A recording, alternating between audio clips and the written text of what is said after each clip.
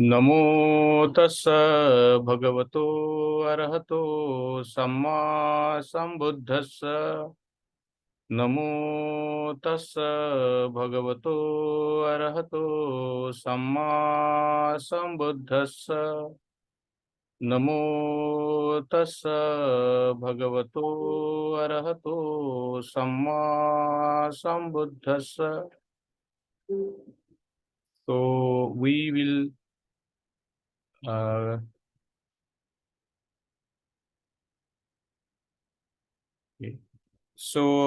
We will be studying part 3 of the book 7, and the part 3 of the book 7 is titled as His End. So we are now going to talk about the Buddha's Mahaparinirvana.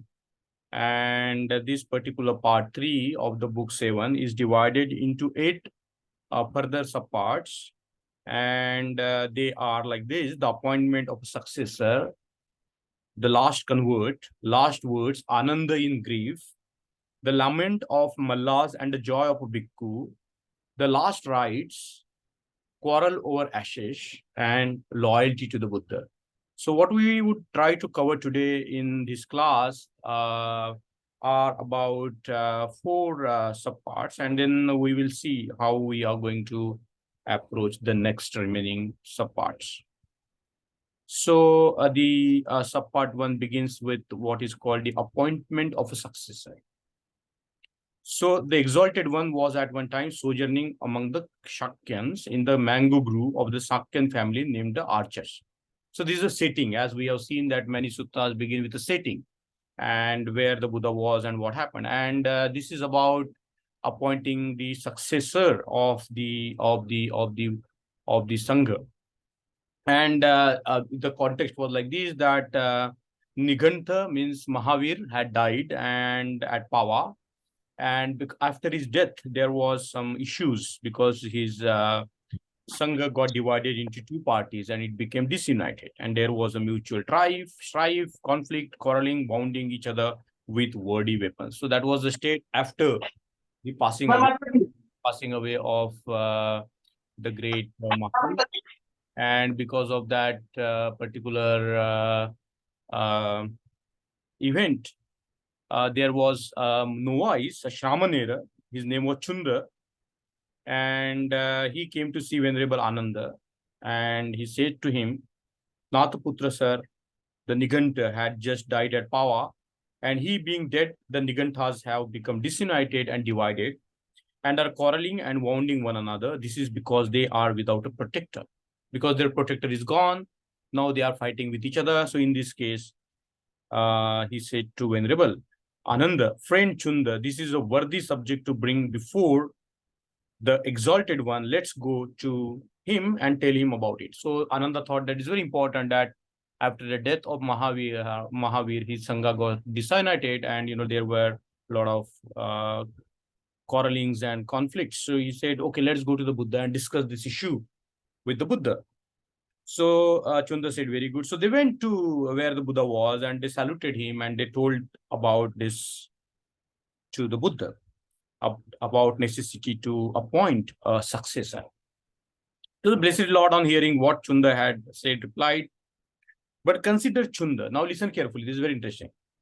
But consider Chunda, where a teacher has arisen in the world, Arhat, supremely enlightened, where a doctrine has been well set forth, well imparted, effectual for guidance, conducive to peace, but where his disciples have not become proficient in good norm, nor has it been made a thing of saving grace to them, well protected among men when their teacher passes away.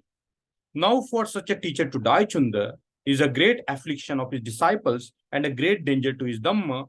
But consider Chunda, where a teacher has appeared in the world who is well enlightened, or enlightened, where the norm has been well set forth, well imparted, effectual for guidance, conducive to peace, and where the disciples have become proficient in the good norm, and where the full scope of the higher life has become manifest to them when the teacher passes away. Now for such a teacher, Chunda, to die is not an affliction for his disciples. Why then have a successor? So you see, now what the Buddha is saying that, he's giving the responsibility to the teacher as to how they should have trained their disciples. And he said that, if a teacher is enlightened, but his disciples have not practiced the norm or the Dhamma well, so, of course, after his or her death, there is going to be a problem in the Sangha. But if the teacher, if the students or the disciples have learned the Dhamma, they have experienced the Dhamma, they are free, just like the founder of the Dhamma, then there is a less possibility of a quarrel or a conflict. So he's saying that, in other words, he's saying that, because he has instructed his students well, there are his students who have understood the Dhamma, who have now attained to Nirvana, and they are well established in the teachings. Buddha thought that, such things will not arise after his death. So the Buddha is saying that, there is no necessity to appoint a protector or the head of the Sangha. So this is what the Buddha told. But also another occasion, Ananda raised a similar question to the Buddha. On that occasion, the Blessed Lord said this: "What think you, Ananda? Do you observe even a couple of almsmen at variance about what I have taught?" So see, very interesting. So Buddha is asking him confidently, do you see that, I have taught so many disciples, and do you think that they are practicing on contrary to what I taught? So this is the question that the Buddha put to Ananda. And Ananda said, no, but those who are about the Lord might, after his death, stir up quarrel in the co-fraternity respecting the regimen or of the code, and such quarrels would make for general grief. So he said that it is not the case now, but it might happen so in the future, that, after your death, when the teacher is gone, the disciples might fight among themselves, quarrel among themselves, and, that might lead to what is called the general grief. Now, verse number 13 is very important. Please pay special attention to this. Of little concern, Ananda, are quarrels respecting rigors of regimen or of the code. See, the Buddha Dhamma is generally talked about in terms of the Vinaya and the Dhamma. So Dhamma Vinaya are the two compounded word. It's a compounded word, which shows what is the Buddha's teaching, Dhamma Vinaya. So here the Buddha is talking about Vinaya, where the Buddha says that, the fight or the quarrel about Vinayas are of little concern. And we have seen that, in the history of Buddhism, the Vinaya themselves become the cause of conflict between the various groups of monks and nuns as to, what rules should be kept, what should not be followed. There was a discussion about, whether the bhikshus use the salt or not, whether they can carry the salt or not, because salt was considered to be the necessity that time. So, the bhikshus were not allowed to purchase anything, including the salt. But some of the monks thought that, having have had salt in the possession is a good idea. It is not a bad thing. So there was a quarrel over that. There were some few minor rules on which there was a quarrel. There was never a quarrel on the rules of Patimokkha that the Buddha recited during the Uposat. And all the Buddhist schools, it is said that the Uposat is the same. Whether it's China or whatever countries there is Buddhism, Uposat is the same. But, the other rules of Vinaya have been contested and debated. But here the Buddha is very clear. The Buddha is saying that of little concern, Ananda, are quarrels respecting rigors of regimen or of the code. So the Buddha, in other words, is saying that, the Vinaya can, the debate over Vinaya is of little concern. It's possible quarrels in the confraternity Sangha about the path which really matters, said the Blessed Lord. So there can be only quarrel about the Dhamma. There cannot be quarrel about Vinaya. And if there is a debate about Vinaya, the Buddha says that it's of little concern. The real concern is the fight over the path, the Dhamma, the Marga. Okay. Now, these disputes about the path cannot be settled by a dictator. So if any time there arises a discussion or a debate about the path, the Buddha said very beautifully here that it cannot be settled by a dictator. A dictator cannot settle it. You cannot give a power to a single person to decide on the matters of the Dhamma. And I think this is a very important point that the Buddha made, that, one person cannot determine, it needs a group of people to decide whether the path is right or wrong. So it's possible quarrels in the confraternity about the path which really matters, said the Blessed Lord. These disputes about the path cannot be settled by dictator. What then a successor can do unless he acts as a dictator? So if the community is divided over the matter, and if we impose a dictator on that, then Buddha says that it's not going to work, because he has to act in a dictatorial manner to settle the issue. The controversies regarding the path cannot be settled by dictator. The decision of a controversy should be reached by the fraternity. So he says that the collective group of the people, the Sangha in other words, should decide the matters of controversy. The whole conjoined body should assemble and thrash out the matter till there is agreement, and then to settle it conformably with such agreement. You see, very beautiful. Buddha says that the group of the people should come together and they should discuss, logically debate, thrash out the matter till there is an agreement. So you see, the Buddha is seeking an agreement all the time, and Buddha is not in favor of the what is called the dictatorship. He is not letting a single individual to dominate the Sangha, the group of people. What the Buddha is suggesting, in other words, is that we should settle our disagreements in a democratic manner. We should all agree on agree together, and if that is the way to settle the matter, and once the agreement is made, all should act in conformation with that agreement. That's another important point. So mere arriving at the agreement is not important. What is important is to also act in a way to honor the agreement. So majority agreements is the way to settle the disputes and not the appointment of a successor. So this is what is the Buddha stand on Dhamma Vinaya. So to summarize it, the Buddha said that Vinaya rules, even if there is a quarrel about that, it can be settled. There doesn't matter much. What matters is the Dhamma. And if Dhamma as a path, if there is a doubt, debate about it, that cannot be settled by dictator, that cannot be settled in a dictatorial manner. How that can be settled is through the debates and the discussion, logical arguments. And the Buddha said that we should reach an agreement. And once the agreement is made by all the parties, it's abiding all the parties to confirm, to follow it. So I think this is a very clear statement by the Buddha that as to why he didn't appoint the Lord of the Sangha. Even the Buddha didn't claim that he is the head of the Sangha. At most, as Baba Ambedkar says, he might be like a prime minister, prime among the equals. But he was not somebody who had the authority to, impose his ideas on the Sangha. And we know that whenever something was given to the Buddha, Buddha collectively passed it over to the Sangha. Buddha didn't accept any personal donations for himself. And secondly, we can see that the Buddha had there was a quarrel in Vaishali among the bhikshus, and the bhikshu Sangha was divided into two parts, and they were quarreling over a petty matter of carrying the water for the toilet. And the Buddha couldn't settle the matter between the two parties, and the Buddha left the Sangha for the time, and he went on a solitary journey to the jungle, and he stayed there. And when the Upasakas came to know, they blamed both the parties, and the Buddha was requested to come back. You see, at some cases, the matters between the people are so complicated. Sometimes even the Buddha was not able to deal with that, and he had left. But people felt the Buddha should be back and that's how the quarrel was resolved. So you see, we get a very human picture of the Sangha of the time. How the people were acting at that time. So the second subpart goes to the last convert.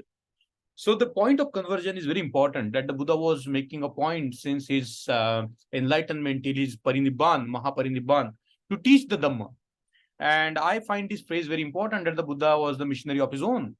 It was Buddha's responsibility. He has taken that responsibility onto himself to teach the Dhamma and to convert the people to the Noble Eightfold Path. And that's what the Buddha is doing even at his deathbed. We know that Buddha is lying between the two sala trees, as we have seen the physical situation that time, that the Buddha was wearied and tired and sick, and but his mind was glowing. His mind was alert, and he was fully established in the truth, in the Nibbana, though his body has withered away. But even then, when the Buddha was, was about to attain the Mahaparinirvana, it's a very important story here, episode here, which has taken place, and I am going to throw some light on it. So there was a monk called Subhadra or Subhadra, the wanderer. He was a parivrajak. He was wandering from here and there, and he was staying in Kusinara, and he heard the rumor that this very day, it is said, in the last watch of the night will be the final passing away of Gautama the recluse. Then this thought came to Subhadra's mind that now, I have heard from so many people, both seniors, that, the Tathagatas arise rarely in the world. And, this is his last night. So a doubt has arisen in my mind. Subhadra thought, now I should go to the Gautama, the Buddha, and I should ask him whether he can show me the path, the teaching, that may dispel this doubting state of mind. So the Subhadra goes to branch road to Salagro of the Mallas, where the Venerable Ananda was, and coming there, he told the Venerable Ananda what he had taught, and he exclaimed, "Oh, Master Ananda, if only I could get a sight of Gautama the recluse." So he is telling to Ananda that I would like to see Gautama. So at these words, the Venerable Ananda said to Subhadra, the wanderer, "Enough, friend Subhadra, trouble not the master, the exalted one is wearied." So he said, this is not the proper time to trouble the master, because, he is already not well, and please do not trouble him. So he asked for second time, third time, and there was some kind of a rukus being made there at the door. So the Buddha heard it, and between the talk between Venerable Ananda and Subhadra, and he called the Venerable Ananda and saying, "Enough, Anand, prevent not Subhadra, let Subhadra be permitted to see the Tathagata. Whatsoever Subhadra shall ask of me, he will ask it all from a desire to know, not from a desire to trouble me. And whatever I shall say in answer, that will be quickly understood." So you see, the Buddha's desire even to teach at the last breath of his life is so profound, he expressed here in this subpart. So then the Venerable Ananda said to Subhadra, the wanderer, "Go you in, friend Subhadra, the exalted one gives you leave." So he is permitted to enter and talk to the Buddha. So Subhadra, the wanderer, went into the exalted one, and he greeted the Buddha. Then they exchanged friendly compliments. He sat down at one side. So seated, Subhadra, the wanderer, thus addressed the exalted one. This is the question that Subhadra asked. "Master Gautama, all those recluses and Brahmins who have followings and companies of listeners who are teachers of companies, well-known, renowned founder of sects, esteemed as holy men by the multitude, men like Purana Kashyapa, Makkali of the Gaupen, Makkali Goshala, Ajita hair shirt, Ajita Kesa Kambali, Kachayana of the Pakud the tree, Sanjay, son of Belatiputta, Nigantha of the Natha clan, have all these as this is. You get an idea as to how many different religious order existed at the time of the Buddha. And Brahmajal Sutta says that there are 62. Samannappa Sutta says that there were the 6 prominent schools of thoughts. Interestingly, there is no Brahminical school of thought. That time Brahmanism was not dominant in Magadha. Even if scholars say that it has not entered in India that time. It was confined to the northwest. So he says that have they not one and also realized, or have some realized and others not realized it by their own? So Subhadra is basically questioning that other spiritual groups at the time, whether they have attained to the freedom, whether they have seen the truth, whether they are in the possession of truth. So this is what the Buddha says, and I think it's very interesting. And this is the question that also occurs to us. So let be, Subhadra, trouble not yourself about such things as to whether one and all or some have realized or not. I will show you the norm, the Dhamma. Subhadra, do you listen carefully? Apply your mind, I will speak. Even so, Lord, said Subhadra the wanderer, and gave heed to the exalted one. Then the exalted one said this: "In whatsoever norm, discipline, Dhamma Vinaya, Subhadra, the Aryan Eightfold Path is not found. Therein also no recluse is found." So if there is a truth holder is to be found, there has to be noble eightfold path, Aryan eightfold path. So wherever there is an Aryan eightfold path, if there is an Aryan eightfold path, the Buddha is said that there is a possibility of a Shramana or a recluse. And whatsoever norm, discipline, Subhadra, the Aryan Eightfold Path is found, there also is found a recluse. So Noble Eightfold Path is the essence of freedom. Noble Eightfold Path is the essence by which we can seek the truth. And Noble Eightfold Path is so important in seeking the truth. So am I audible there? Am I audible there? Hello? Yes, Mangesh. Okay. Yes. So, because there is no electricity at this moment, it has come now. So, what the Buddha is saying is this, that when there is a Dhamma Vinaya, there is a possibility of what is called the, a recluse can be found there. Now, in this norm discipline, Dhamma Vinaya of mind, Subhadra, the Aryan Eightfold Path is found. Herein also is found a recluse of these 4 degrees. With these 4 degrees, we know Sotapanna, Sakritagami, Anagami, and Arhan. And so he says that, this is found in my order because, there is a Noble Eightfold Path. My age was 9 and 20 years when I went forth to seek the good. Now 51 years and more are gone, Subhadra, since I left the world to range the norm of righteousness. And when he had thus spoken, Subhadra the wanderer said to the exalted Lord, one most excellent are these words of thy mouth, most excellent. Then the traditional formula goes, the Buddha has shown the truth where there was no light. Now the light has come there, like that. So now Subhadra was a follower of another group, another discipline, and he wanted to seek refuge in the Buddha Dhamma Sangha. So the Buddha say he expressed his wish to become the disciple of the Buddha, to enter the Sangha.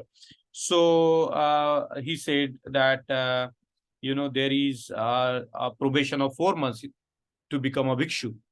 You cannot just take diksha without probation. So he said that I will remain on the probation. Now listen very carefully. This is what Buddha did at that time. But the exalted one said, I acknowledge the difference in persons. So I know people are different. So saying, he called the venerable Ananda and told Ananda, as it is Ananda, receive Subhadra into the order. He said, at once receive Subhadra in the order. Even so, Lord, said Venerable Ananda in assent to the exalted one. And Subhadra the wanderer said to the Venerable Ananda, great is your gain, friend Ananda, great is your good fortune, friend Ananda, in that you all have sprinkled with the sprinkling of the discipleship in this brotherhood at the hands of the Master himself. So he's praising that you are very lucky to have this, refuge in the Buddha and Buddha Dhamma and the Sangha in the presence of the Buddha. So the Subhadra is saying, same is true of you, Subhadra is saying to Ananda. So Subhadra the wanderer was received into the order under the orders of the exalted one. He was the last disciple whom the exalted one himself converted. So Subhadra was the last disciple whom the Buddha himself converted. So this is a very interesting episode that has taken place. And now we will shift to the sub-part 3, the last words of the Buddha. Then said the exalted one to the venerable Ananda, it may be Ananda that he will say, gone is the word of the master. We have no longer any master now, but you must not so regard it, Ananda, for the norm and discipline taught and enjoyed by me. They shall be your teachers when I'm gone. So he said that the Buddha's word is gone. Now Buddha is not able to talk. Whose authority we should believe? Whose authority should we respect? And Buddha said that you should respect the authority of the Dhamma Vinaya, norm and the discipline. And that's going to be the teachers. So what is going to be the teacher now is the norm and the discipline. The Dhamma Vinaya is now. The Buddha said that the Dhamma Vinaya is now going to be the teacher or the leader of the order. Now, Ananda, whereas the brethren have the habit of calling one another friend, when I am gone, this habit must not be followed, brother Ananda. So Buddha is saying that when I'm gone, don't call yourself friends. Those who are younger, you can novice. They should be called by their name or clan name or by word friend. But by a novice Ananda, an elder brother should be addressed as Lord or your reverence. So Buddha instituted the rule that the seniors should be addressed with respect. And this is a very important point, verse number 4. Again, Ananda, if the order so desires, when I'm gone, let it abolish the lesser and minor charges. So there are lesser rules of Vinaya and there are the higher rules of Vinaya, and the Buddha had given the permission to abolish or change the lesser or minor rules of the Vinaya. But the Buddha didn't specify which are the major and minor rules of the Vinaya, and that has caused a big controversy in the Buddhist history. And the Buddha further said to Ananda, this is very interesting. We know Channa, who took Buddha from his palace, and according to the story, that Channa was the charioteer of the Buddha, and he was with the Buddha all the time. But he has been, trying to take advantage of his proximity to the Buddha. That's what has been said in the Tripitaka. So this is what the Buddha said about Channa. You know Ananda, the brother Channa, how obstinate, perverse, and devoid of the sense of discipline he is. So Channa was, of course, has joined the Sangha, but he was not disciplined, he was perverse, and he was obstinate. And to him, Ananda, let the extreme penalty be applied when I'm gone. So Buddha says that when I'm gone, you apply an extreme penalty to Channa.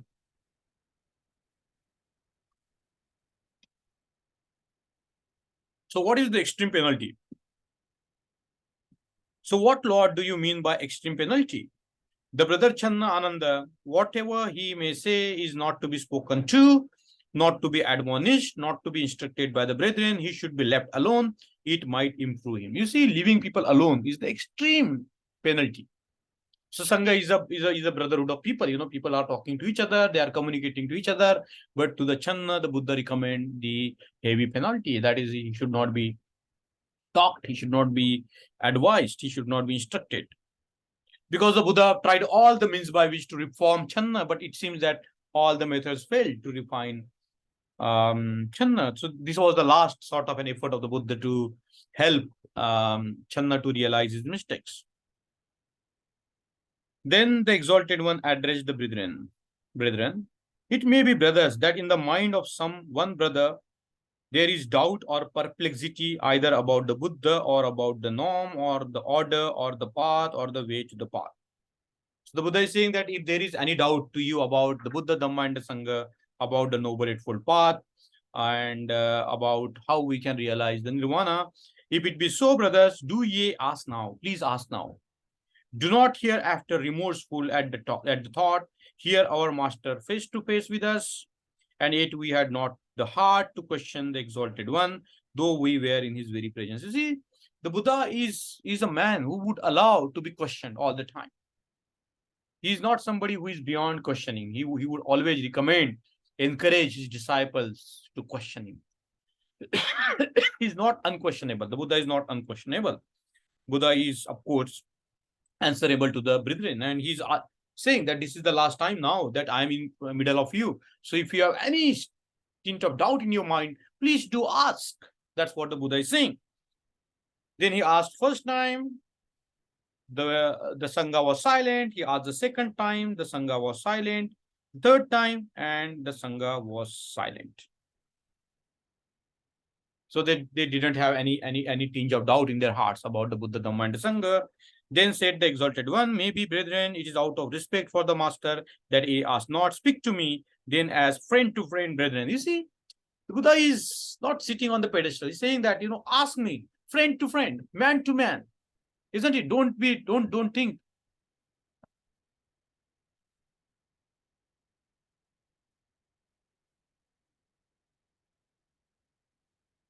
So the Buddha is saying that don't ask me.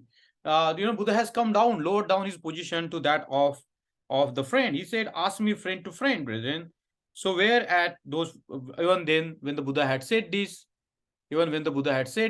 the disciples were silent. They didn't ask. Then exclaimed the Venerable Ananda to the Exalted One, strange it is, Lord, or marvel it is, Lord. Thus assured am I Lord of this order of brethren. There is not any one brother that has a single doubt or perplexity as to the Buddha, the Dhamma, the norm, the order, or as to the path or way to the path.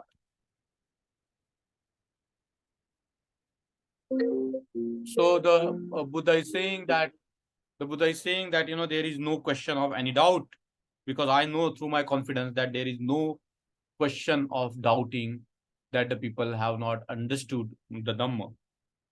So he says that of these 500 brethren of mine, Ananda, even he who is most backward is estimated. See the Buddha's confidence. What the Buddha is saying that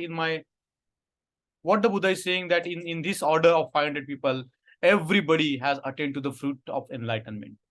Everybody, the most backward one is a Sotapadmi. You see what a confidence the Buddha had in his teaching, that he knew that all of them have attained to the fruit of freedom. All of them. And at least a Sotapanna. Then said the exalted one to the brethren, come now, brethren, I do remind ye. These are the last words of the Buddha. Very, very important words of the Buddha. Subject to decay are all compounded things. Do ye abide in heedfulness. Sabbe sankhara anichati, appamadena sankhati, sampadena. All the conditioned things are impermanent. Strive with diligence. In other words, the Buddha is saying that striving is the Dhamma. When we strive, we make efforts to practice the Dhamma. That is what is important. And Vaya Dhamma Sankhara. The Buddha says, Vaya Dhamma Sankhara appamadena sampadeta. Last words of the Buddha. Vaya Dhamma Sankhara appamadena sampadeta. Those were the last words of the Exalted One. We will now come to the subpart 4, and then we will stop our class after discussing the subpart 4. Very important subpart 4, because that is the Mahaparinirvana of the Buddha. So as aged advanced, Ananda in grief. The title is Ananda in grief, and the Buddha required a personal attendant to look after him. Buddha was 80, Ananda was very young. According to the legend, it is said that Ananda was born on the very day Buddha was enlightened. So, the Buddha, when the Buddha was enlightened, he was 35, isn't it? So, there was a difference of 35 years between Ananda and the Buddha. Let's take it like this, that Ananda was very young. So, Ananda might be 55 when Buddha was 80.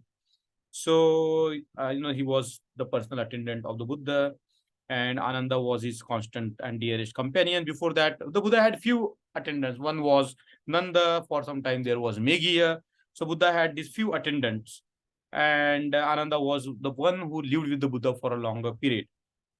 So when the Blessed One came to Kusinara and rested between the sal trees, he saw that his end was coming near and felt that it was time. He took Ananda into confidence. So Buddha knew that now he is going to attend to Mahaparinirvana. So he has to take Ananda in the confidence.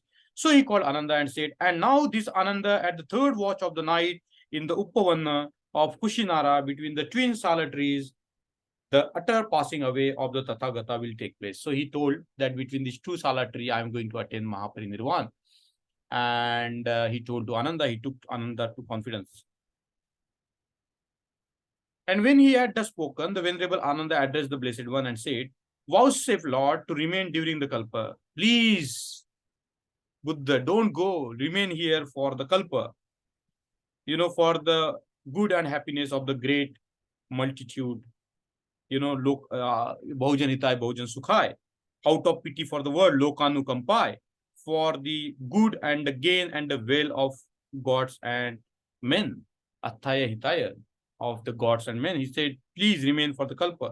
3 times did Ananda make his plea. Enough now, Ananda. Beseech not the Tathagata, was the reply. This time, the time for making such requests is past. I, Ananda, am now grown old, full of years. My journey is drawing to a close. I have reached my sum of days. I am turning 80 years of age, and just as worn out cart must give way someday, methinks the same must happen to the body of the Tathagata.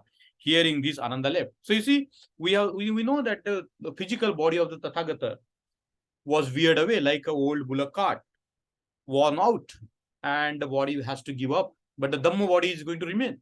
Shila, Samadhi, Prajnadi, the body that, the Dhamma Skanda and the Upadana Skanda. So the body might go, but the Dhamma Skanda remains in terms of the Dhamma, the teachings of the Buddha remains. So long as the teachings of the Buddha remains. So he says that now my body has withered out. The body has to be, cast away, must be given away. So Ananda left out. So not seeing Ananda, the Blessed One called the brethren and said, where then is Ananda? The Venerable Ananda is gone and is weeping. So Ananda has gone and he was weeping. Because Ananda loved Buddha so much. He was a constant companion of the Buddha. And he has left the Buddha when Buddha told him that this very night on the third watch, he is going to attend to Mahaparinirvana. Ananda left and he was crying. And the Blessed One called a certain brother and said, go now, brother, and call Ananda in my name and say, brother Ananda, the master calls for thee. Even so, Lord, said that brother. When Ananda came back, he took his seat by the side of the Blessed One. Then the Blessed One said to Ananda, enough, Ananda, do not weep. Have I not Allah already on formal occasions told you that it is in the very nature of the things most near and dear unto us that we must divide ourselves from them, leave them, sever ourselves from them? For a long time, Ananda, you have been very near to me by acts of love, kind and good beyond all measure. You have done well, Ananda, be earnest in effort, and you soon shall be free from the great evils of sensuality, from individuality, from delusion, and from ignorance. Then addressing the brethren, about Ananda, the Blessed One said, he is a wise man. About Ananda, the Buddha said, he is a wise man. And there are, he knows when it is right time to come and visit the Tathagata, when it is the right time for brethren and sisters of the order, for devout men and devout women, for a king or for a king's minister, and for other teachers and disciples to visit the Tathagata. So Ananda, of course, was knowing how to, look after the Buddha. And there are the four qualities of the Buddha that Ananda that the Buddha mentioned. See, what are the qualities of the Buddha, Ananda? Very interesting. All are happy to visit Ananda. Ananda's personality was so beautiful. He was such a man. He was such a good-hearted man, and he spread happiness all over the places. All are happy to visit Ananda. They are filled with joy on beholding him. They are happy to hear him. They are ill at ease when Ananda is silent. So you see, those people liked the way Ananda spoke. People liked his words. So when he was silent, people were not at ease at all, because such was the personality of Ananda. Then after this again returned to the subject of passing away. Ananda again returned. And he said, let not the Blessed One die in this wattled and dark town in the midst of the jungle. He said, this is not the town that Tathagata should attain his Mahaparinirvana. And there are big cities like Champa, Rajagraha, Savasti, Saket, Kosambi, and Banaras. Let the Blessed One die in one of them. So the Buddha said, say not so, Ananda, say not so. This Kusinara, Ananda, was the capital of King Mahasudashan under the name of Keshavati. Thereafter, Blessed One gave Ananda two errands. So he gave two works to Ananda. Very important. You are going to attain, you are going to leave the world. And this is what the Buddha told to Ananda. Not small matters, but very interesting what the Buddha says. He told Ananda to see that the belief does not spread that the Blessed One died as a result of food given to him by Chunda. So he said that there should not be a rumor that the Buddha died taking the food of Chunda. So he said that the Chunda should not be blamed for my Mahaparinirvana, for my death. He feared that Chunda might suffer. He asked Ananda to disabuse the mind of the public on this course. So he made it a point to tell it to the public through Ananda that Chunda didn't cause the death of the Buddha. See how responsible was the Buddha, how compassionate is the Buddha. And the second thing he told Ananda was to inform Mallas of Kushinara, because that was the territory of the Mallas of Kushinara, that the Blessed One has arrived there and would pass away in the last watch of night. So he told them that, inform them, please. Thereafter, the Venerable Aniruddha and Venerable Ananda spent the rest of the night in religious discourse. You see, very important. The Buddha is now going to leave the world. What are his disciples doing? What is Ananda doing? What is Aniruddha doing? There are 500 monks and the religious discourse is going on. The Dhamma is being taught. And the third part of the night, as previously announced, the Blessed One breath is last. So that is how the Buddha left this world, in the middle of the Sangha, when the discourses are being given all around between the two Sala tree. And as I told you in the last class, there is a very lovely sutra available in the Chinese corpus. which is titled as Between the Two Sala Trees. And the Buddha gave a very nice sermon on the transiency of life, how the Dhamma matters, very beautiful, encouraging words before the Buddha left. And we can imagine that the Buddha is talking till his last breath, till, he wanted to take time for himself to depart from this world. And even then, the other people are teaching the Dhamma all around. So when the Blessed One died, the brethren and Ananda stretched out their arms and wept, and some even fell headlong on the ground. In Ajanta, there is a very beautiful depiction called Mahaparinirvana Buddha, where, the weeping Ananda is shown, and, where, beautiful sort. And what Buddha left behind when he went? Only, the chewer, the begging bowl, and his stick, and the personal use items, nothing else. So, this all the things that the Buddha left is also shown there in that Ajanta cave. So you see, when we leave the world, what do we leave behind? Isn't it the great Lord, the Lord of the world, the Buddha, Lokanath, Jagannath, who left the world, and what he left behind? He left behind the legacy of his Dhamma. But when the lesser mortal life, like us, when we leave behind, we are so much attached to so many things. What do we leave behind? Isn't it? These are the questions for us. So too soon, so Ananda was sad, and he said, in the anguish, too soon has the Blessed One died, too soon has the Happy One passed away from existence, too soon has the light gone out of the world. Very important phrase. The Buddha is the light of the world. And Ananda is saying, he's crying, he's sad, he's disappointed that the Buddha has left. And he's saying that the light gone out of the world. And, this is very interesting because the light, Abha, is a very interesting word in Buddhism. And sometimes the Buddha in his Dhamma body said the infinite light. And in terms of his compassion, said infinite life. So there are this beautiful word called Amitabha, which is referred to the Buddha. And, let's not go into the various aspects of it. Just bear in mind the light. The Buddha is a light. The metaphor of the light to the Buddha, that he was somebody who brought light to the world.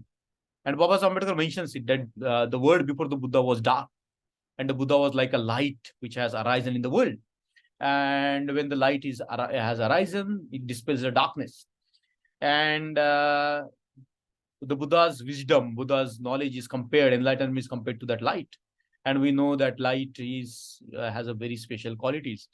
And the Buddha's life in terms of compassion, so long as the people remain compassion, the Buddha's life is extended. So this very remarkable word, Amitabh and Amitayu, are very important, the light and the life. And individuals can come and go, but the life is going to be there. Even after we are gone, the life is going to be there. Even if we are gone, the light of the Dhamma will be there if we care to spread it. So, this Ananda had used a very beautiful term here. Too soon has the light gone out of the world. It was at the midnight on Vaisak Purnima that the Blessed Lord breath is last. The year of his death was 483 BC. So that is the story of the Mahaparinirvana. The verse number 30. As the Pali text truly says, this is what the Buddha, what Baba Ambedkar takes from the Pali text, and he says in Pali, this is, I think, only occasion where Baba Ambedkar has given a full verse in Pali. He was a Pali scholar, we can imagine, how this verse might be important to Baba Ambedkar. This in the Buddha and Dhamma, Baba Sahib didn't use a Pali at all, but here he says, he uses as it is from the Pali text. So I'm going to sing it, and you will listen. Diva tapati adityo, ratina abhati chandima, sanadho khattiyo tapati, jhai tapati brahmano, ata sabbain ahoratim, buddha tapati tejasa. Profound detail of this text can be grasped. The sun shines only in the day, and the moon makes bright the night. The sun shines only in the day, and the moon makes bright the night. The warrior shines when he is in his armor. When a warrior is wearing his armor, he shines. And the Brahmin when he is meditating. But the Buddha shines over all by day as well as by night by his own glory. The light of the enlightenment, shines all the time. It doesn't matter whether it's day or night, what kind of armor one is wearing, what kind of, says the light of the enlightenment shines all the time. The Buddha shines all the time. The Buddha is shining all the time. It's the sun in the day, moon in the night, and the Buddha shines all the time. And this is one of the very important phrases of the Buddha, Baba Ambedkar, about the Buddha. He was beyond question the light of the world.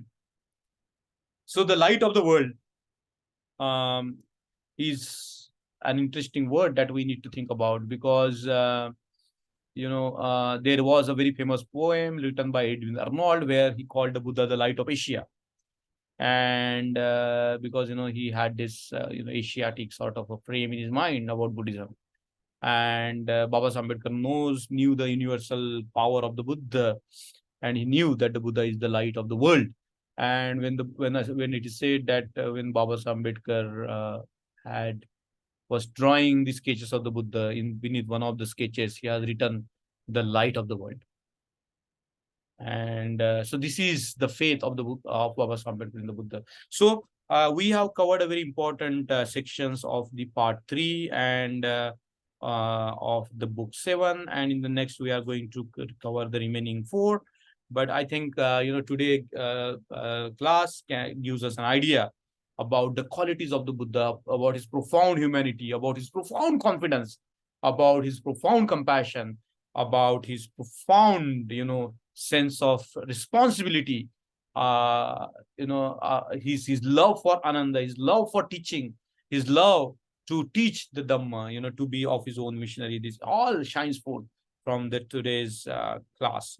So I will stop here and open up the class for another 10 minutes or whatever minutes of discussion.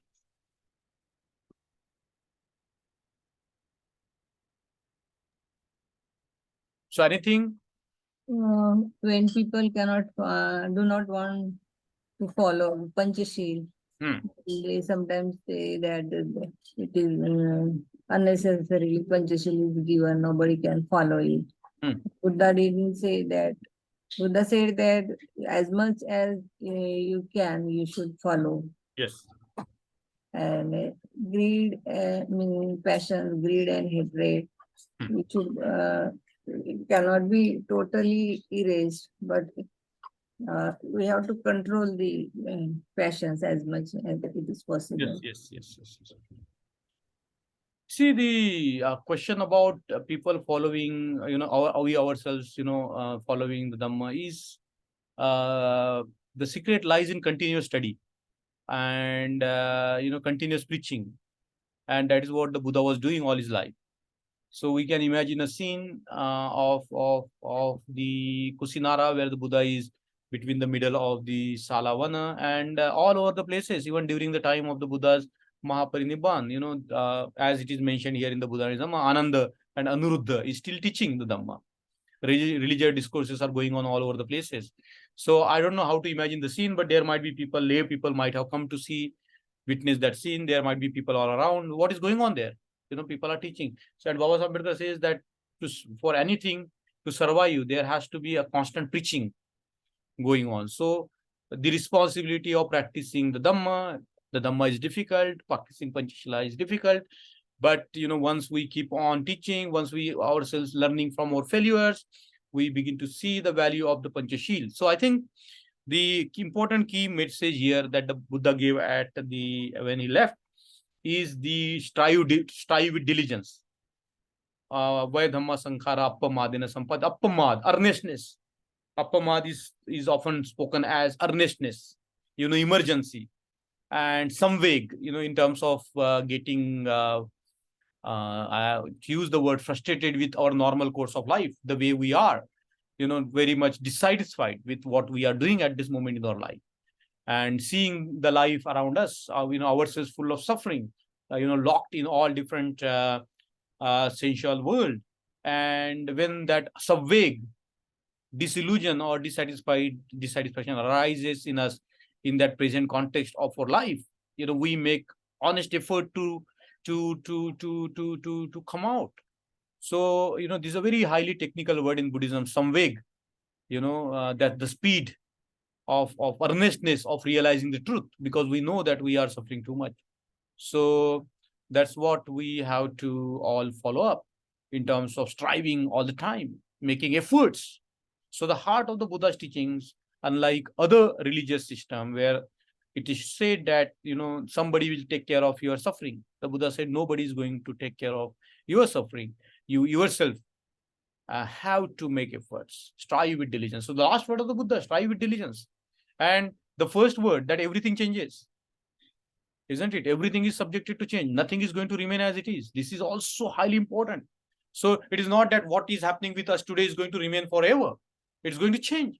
So because everything changes, make efforts. So I think the Buddha in the last of his words summarizes what we all supposed to do, isn't it? And strive hard. If people are not listening, again strive hard. Striving hard, making continuous efforts is very important. So anything else?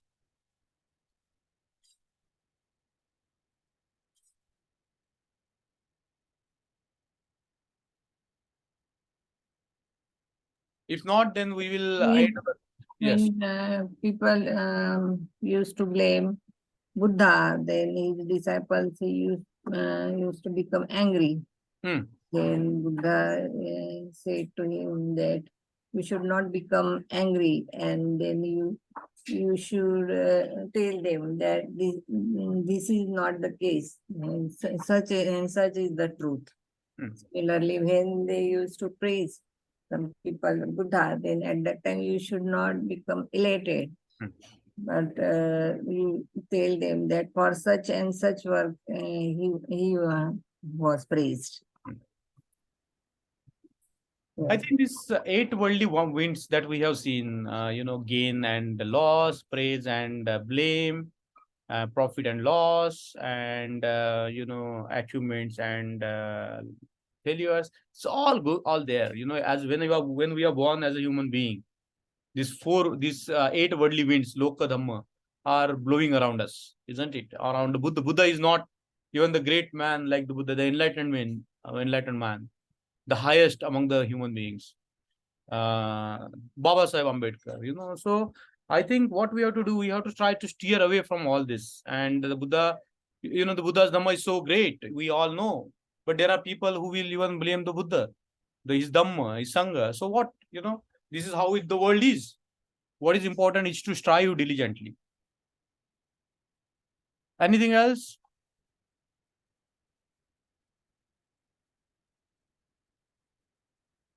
So if there is no comment or anything to share, we will end our class here today and see you next week. Jai Bhim. Jai Bhim, Namo Jai Bhim, Namo. Jai Bhim.